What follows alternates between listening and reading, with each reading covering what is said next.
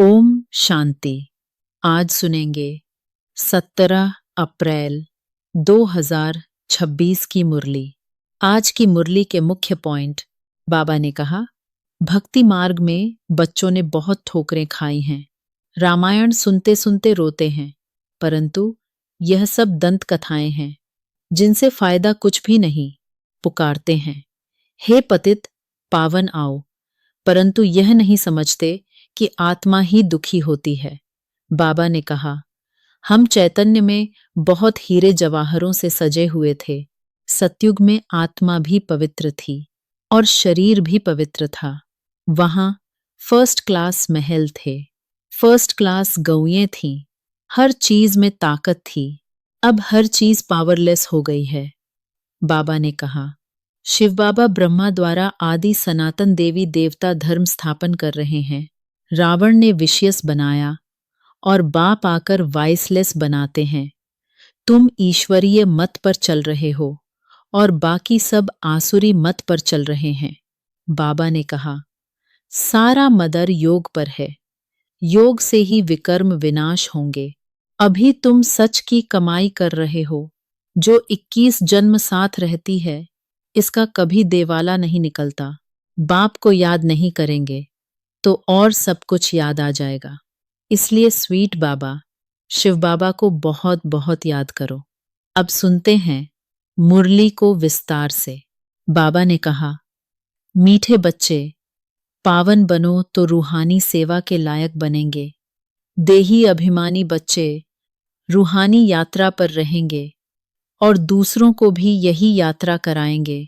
आज का प्रश्न है, संगम पर तुम बच्चे जो कमाई करते हो, यही सच्ची कमाई है। कैसे? उत्तर है, अभी की जो कमाई है वह 21 जन्म तक चलती है। इसका कभी भी देवाला नहीं निकलता। ज्ञान सुनना और सुनाना, याद करना और कराना, यही है सच्ची सच्ची कमाई, जो सच्चा सच्चा बाप ही तुम्हें सिखलाता है। ऐसी कमाई सारे कल्प में कोई भी कर न सके। दूसरी कोई भी कमाई साथ नहीं चलती। गीत भी है, हमें उन राहों पर चलना है। ओम शांति। भक्ति मार्ग में तो बच्चों ने बहुत ठोकरें खाई हुई हैं। भक्ति मार्ग में बहुत ही भावना से यात्रा करने जाते हैं। भक्ति मार्ग में बहुत ही भावना से यात्रा करने जाते हैं। रामायण आदि सुनते हैं, ऐसे प्रेम से बैठ कहानियां सुनते हैं जो रोना भी आ जाता है। हमारे भगवान की सीता भगवती को रावण डाकू ले गया, फिर सुनने समय बैठ रोते हैं। यह हैं सब दंत कथाएं जिससे फायदा कुछ भी नहीं। पुकारते भी हैं, हे पतित पावन आओ, आकर हम दुखी आत्माओं को सुखी बनाओ। यह नहीं समझते कि आत्मा दुखी होती है, क्योंकि वह तो आत्मा को निर्लेप कह देते हैं। समझते हैं आत्मा सुख दुख से न्यारी है। यह क्यों कहते हैं? क्योंकि समझते हैं परमात्मा सुख दुख से न्यारा है, तो बच्चे फिर सुख दुख में कैसे आएंगे? इन सब बातों को अब बच्चों ने समझा है। इस ज्ञान मार्ग में भी कभी ग्रहचारी बैठती है, कभी कुछ होता है, कभी प्रफुल्लित रहते, कभी मुरझाया हुआ चेहरा रहता है। यह होती है माया से लड़ाई। माया पर ही जीत पानी है। जब बेहोश होते हैं तब संजीवनी बूटी दी जाती है। मन मनाभव। भक्ति मार्ग में चहचटा बहुत है। देवताओं की मूर्तियों को कितना श्रृंगारते हैं, सच्चे जेवर पहनाते हैं। वह जेवर तो ठाकुर की प्रॉपर्टी हुई। ठाकुर की प्रॉपर्टी सो पुजारी व ट्रस्टी की हो जाती है। तुम बच्चे जानते हो कि हम चैतन्य में बहुत हीरे जवाहरों से सजे हुए थे, फिर जब पुजारी बनते हैं तो भी बहुत जेवर पहनते हैं। अब कुछ भी नहीं है। चैतन्य रूप में भी पहने, फिर जड़ रूप में भी पहने। अब नो जेवर, बिल्कुल साधारण है। बाप कहते हैं, मैं साधारण तन में आता हूं, कोई राजाई आदि की ठाठ बाट नहीं है। सन्यासियों के भी बहुत ठाठ बाट होते हैं। अभी तुम समझ गए हो बरोबर सतयुग में कैसे हम आत्माएं पवित्र थीं, शरीर भी हमारे पवित्र थे। उन्हों का श्रृंगार भी बहुत अच्छा रहता है। कोई खूबसूरत होते हैं, तो उनको श्रृंगार का भी शौक रहता है। तुम भी खूबसूरत थे तो बहुत अच्छे अच्छे जेवर पहनते थे, हीरों के बड़े हार आदि पहनते थे। यहाँ हर चीज सांवरी है। देखो, गौएं भी सांवरी होती गई हैं। बाबा जब श्रीनाथ द्वारे गया था तो बहुत अच्छी गौएं थी। श्री कृष्ण की गौएं बहुत अच्छी दिखाते हैं। यहाँ तो देखो, कोई कैसे हैं, क्योंकि कलयुग है। ऐसी गौएं वहां होती नहीं। तुम बच्चे विश्व के मालिक बनते हो। तुम्हारी सजावट भी वहां ऐसी सुंदर रहती है। विचार करो, भार करो। गौएं तो जरूर होनी चाहिए।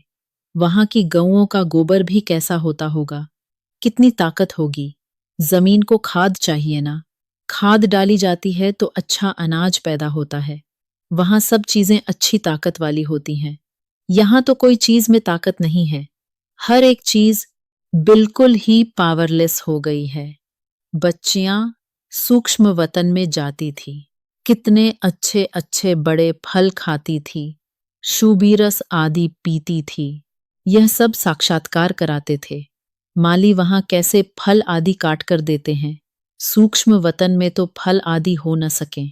यह साक्षात्कार होता है। वैकुंठ तो फिर भी यहां होगा ना। मनुष्य समझते हैं वैकुंठ कोई ऊपर में है। वैकुंठ न सूक्ष्म वतन में न मूल वतन में होता है, यहां ही होता है। यहां जो बच्चियां साक्षात्कार करती हैं वह फिर इन आँखों से देखेंगे। जैसी पोजीशन ऐसी सामग्री भी रहती है। राजाओं के महल देखो कैसे अच्छे अच्छे होते हैं। जयपुर में बहुत अच्छे अच्छे महल बने हुए हैं। सिर्फ महल देखने लिए मनुष्य जाते हैं तो भी टिकट रहती है। खास वह महल देखने लिए रखते हैं, खुद फिर और महलों में रहते हैं। सो भी अभी कलयुग में। यह है ही पतित दुनिया। कोई अपने को पतित समझते थोड़े ही हैं। तुम अभी समझते हो से देन हम तो पतित थे, कोई काम के नहीं थे, फिर हम गोरा बनेंगे। वह दुनिया ही फर्स्ट क्लास होगी। यहाँ भल अमेरिका आदि में फर्स्ट क्लास महल हैं, परंतु वहां की भेंट में यह तो कुछ नहीं है, क्योंकि यह तो अल्पकाल का सुख देने वाले हैं। वहां तो फर्स्ट क्लास महल होते हैं, फर्स्ट क्लास गौएं होती हैं, वहां ग्वाले भी होते हैं। श्री कृष्ण को ग्वाला कहते हैं ना। यहां जो गौओं को संभालने वाले हैं वह कहते हैं हम गुजर ग्वाले हैं, श्री कृष्ण के वंशावली हैं।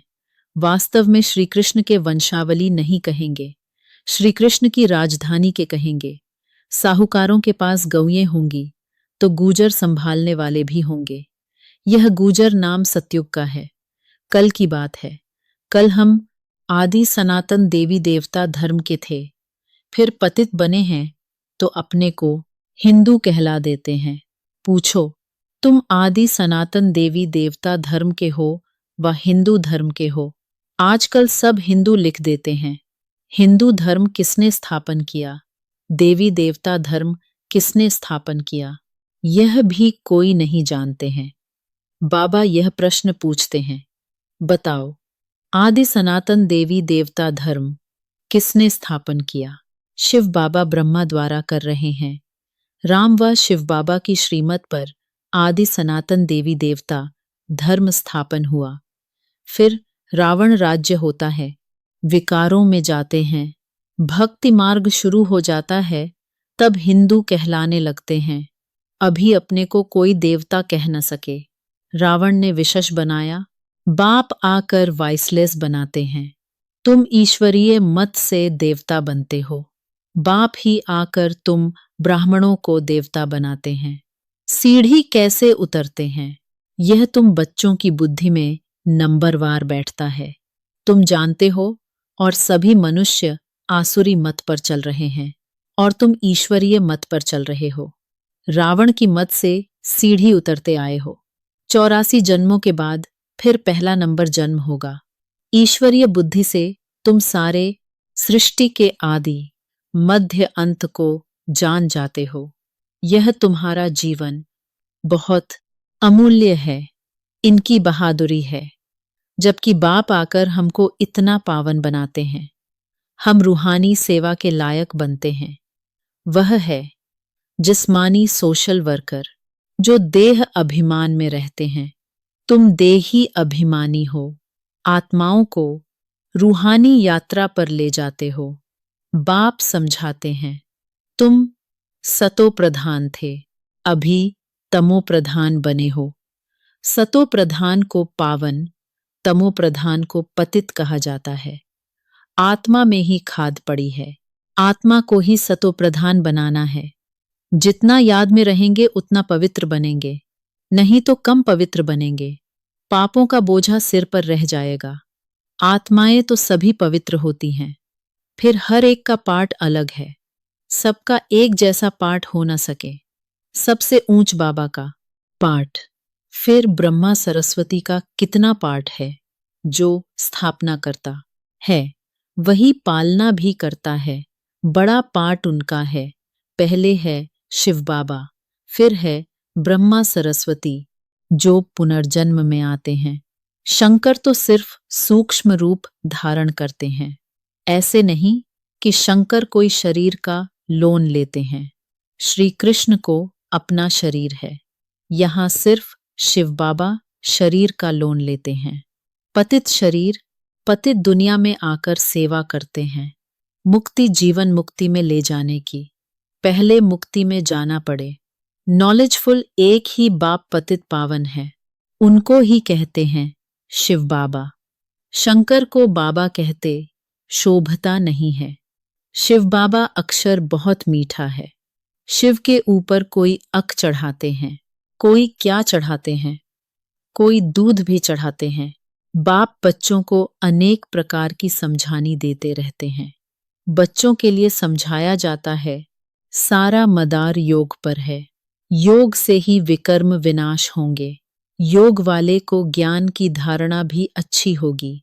अपनी धारणा में चलते रहेंगे, क्योंकि फिर सुनाना भी पड़ता है। यह है नई बात भगवान ने। जिन्हों को डायरेक्ट सुनाया उन्होंने ही सुना, फिर तो यह ज्ञान रहता ही नहीं। अभी बाप तुमको जो सुनाते हैं वह अभी तुम सुनते हो, धारणा होती है। फिर तो प्रालब्ध का पाठ बजाना होता है। ज्ञान सुनना सुनाना अभी होता है। सतयुग में यह पाठ नहीं होगा, वहां तो है ही प्रालब्ध का पाठ। मनुष्य बैरिस्ट्री पढ़ते हैं, फिर बैरिस्टर बन कमाते हैं।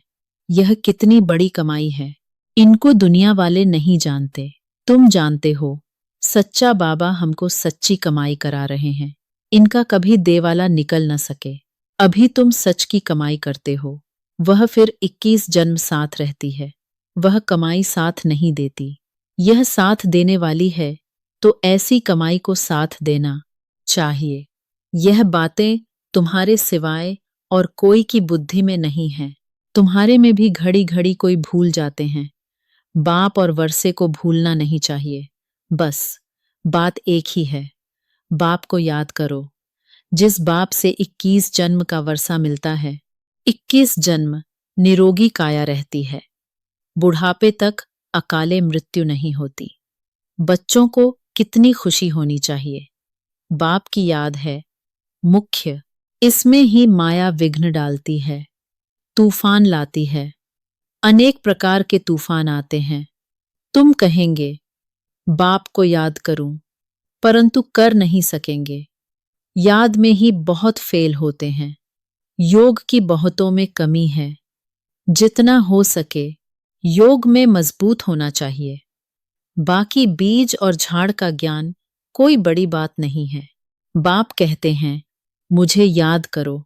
मुझे याद करने से, मुझे जानने से तुम सब कुछ जान जाएंगे।